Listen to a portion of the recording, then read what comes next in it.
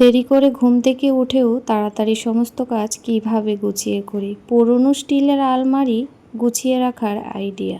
আমাদের প্রত্যেকেরই ঘরে এরকম পুরনো স্টিলের গোদরেজ বা আলমারি কিন্তু একটা থাকবেই। তো সেটাকে কি করে গুছিয়ে রাখলাম সেটাই শেয়ার করব। নমস্কার, কেমন আছেন?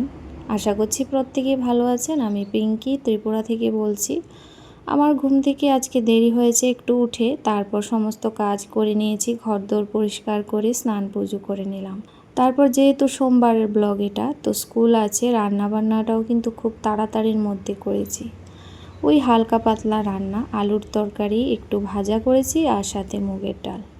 তারপর সাথে সাথেই কিন্তু ঝটপট রান্নার সাথে সাথে কটা আটা মেখে নিয়ে রুটি বানিয়ে নিলাম, মানে ঘি দিয়ে পরোটা ভেজে নিয়েছি। তারপরে এই যে খেলাম। দেরি করে উঠেও কিন্তু কাজগুলো সময় মতো করে নিয়েছি। একটু বুদ্ধি কাটালেই কষ্ট হয় ঠিকই, কিন্তু কি করা, সব দিন তো আর সমান যায় না। তো যাই হোক, ওইদিকে হচ্ছে ছেলেকে স্কুলে দিয়ে আসলাম তাড়াহুড়ো করে, ওই একটা রুটি চা দিয়ে কোনো রকম খেয়ে তারপর দৌড়ে ছেলেকে স্কুলে দিয়ে আসলাম।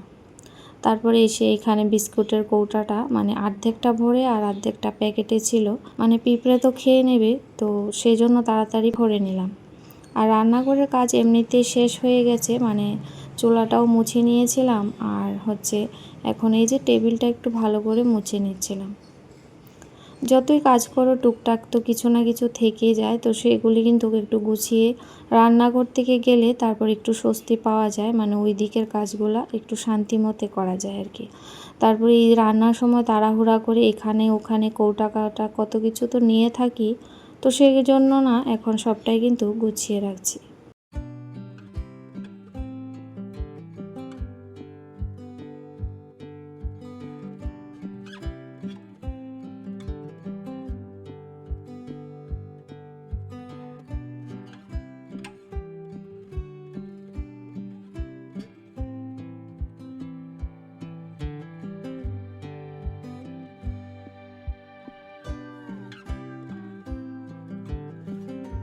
একটা গৃহিণী হিসাবে দিনের বেশিরভাগ সময়টা কিন্তু রান্নাঘরে কাটাই, সেই জন্য রান্নাঘরটাকে পরিষ্কার পরিচ্ছন্ন গুছিয়ে রাখলে কাজ করতে কিন্তু বেশ ভালো লাগে। তো যাই হোক, তারপর রান্নাঘরটাকে সুন্দর করে গুছিয়ে পরিপাটি করে চলে এসেছি বিছানার কাপড়টা চেঞ্জ করতে, মানে বেডশিটটা চেঞ্জ করে দেব। তো আর এখন তুলে রাখছি, এখন আর কাচাকুচি করতে পারবো না, রেখে দিচ্ছি। আসলে সকাল থেকে অনেকটা তাড়াহুড়ো চাপ যায় শরীরের উপর দিয়ে, তারপর তো কাজগুলো করতে হয়। সে কাজগুলো হয়তো মানে দেখা যায় না কতটুক কাজ, সেই কাজের কিন্তু কখনো মাপকাঠি হয় না।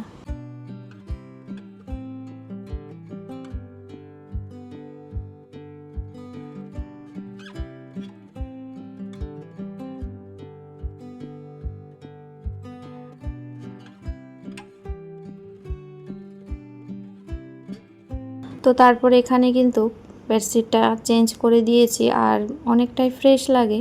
বিছানার চাদর চেঞ্জ করলে ভালো লাগে আর কি। তো বিছানাটা এরকমভাবে গুছিয়ে রাখলাম। এখন হচ্ছে সমস্ত ঘরটাই পরিষ্কার করতে হবে আর কি। এতটাই ধুলবালু পড়ে আছে, তো কালকে পরশু 2 দিন কিন্তু মোছামুছি হয়নি। তো একদিন না করলে এতটা ধুল পড়ে, আর 2 দিনে তো অনেকটাই পড়বে। মানে কাজগুলো না পারলেও চোখে কিন্তু সয় না, যে করব না এখন, সেটা ভেবে কিন্তু রেখে দিতে পারি না। ইচ্ছে করে যে না করতেই হবে, তখন কিন্তু ওই মনের জোরে করিনি। তো যাই হোক, এই দেখতেও কিন্তু একদম খারাপ লাগছে, তো সেই জন্য একটু গুছিয়ে এদিক ওদিক হয়ে আছে জিনিসগুলা একটু গুছিয়ে রাখবো।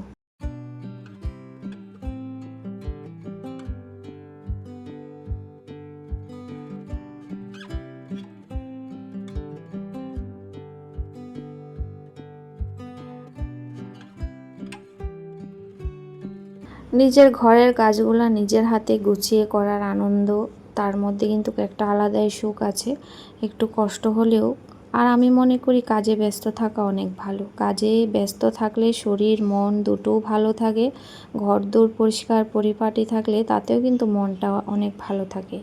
তো যাই হোক, এই যে আলমারির মানে খুবই খারাপ অবস্থা হয়ে আছে, তো সেই জন্য ভাবলাম না আলমারিটা আজকেই গুছিয়ে নিই। মানে কোথায় যে কখন কি পড়ে যায়, তখন কিন্তু মানে যতই গুছিয়ে রাখি তখন কিন্তু নেওয়ার সময় নিয়ে নিই, তারপর রাখার সময় এভাবে রেখে দিই ঝটপট করে। আর আবার যখন যাব কোথাও তখন কিন্তু আর ওই হয় মানে খুঁজে পাই না জিনিসগুলো। তো সেই জন্য এরকম মাঝে মধ্যে কি মানে মাসে একবার বা 15 দিনে একবার যদি গুছিয়ে রাখা হয় তাহলে কিন্তু জিনিসগুলো পরিপাটিও থাকে আর হাতের নাগালের কাছে সবটাই থাকে। আর এখানে দুইটা যে ছোট বালিশের কভার, এর মধ্যে কিন্তু আমি সবসময় হচ্ছে মানে ব্লাউজগুলো ঢুকিয়ে রাখি। তো ব্লাউজগুলো এর মধ্যে রাখলে হারিয়ে যায় না, তো সেই জন্য না এভাবে আমি রাখি।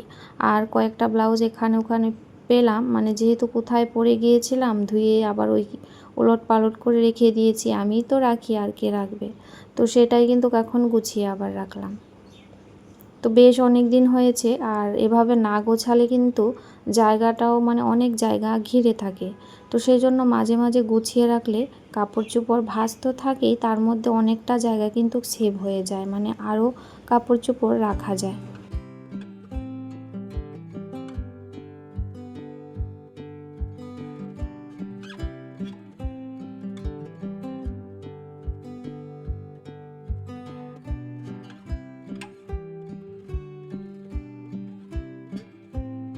তো কাপড় চোপড় যে শুধু এই আলমারিটার মধ্যে আছে এরকম না, তো ওইদিকে ট্রাঙ্ক আছে, তারপর বিছানার মধ্যে ব্যাগ, তারপর ট্রলি, সমস্ত কিছুতেই কিন্তু কোনো না কোনো কিছু আছে। বিশেষ করে শীতের জামা কাপড় ভরে রাখি ওইগুলাতে, যেহেতু সব সময় লাগে না। আবার যখন শীতকাল আসবে ওইগুলা নামিয়ে রাখবো, আর গরমের কিছু কাপড় চোপড় ট্রলিতে ঢুকিয়ে রাখবো। তারপর জায়গাটা আমার অনেকটাই কিন্তু সেভ হয়ে যায়। তো এইভাবেই রাখি, যেহেতু আর কোনো ওয়ার্ড্রোব বা আলমিরা নেই আমার কাছে। তো যাই হোক, এখন এই যে একটা মশারি ছিল, সেটাও কিন্তু একটা ছোট একটা বালিশের কভারের মধ্যে ঢুকিয়ে রাখলাম, না হলে এইভাবে এদিকে দিক ঝুলে পড়ছিল। আর এভাবে রাখার পর অনেকটা জায়গা তো সেভ হয়, সাথে কিন্তু দেখতেও বেশ ভালো লাগে।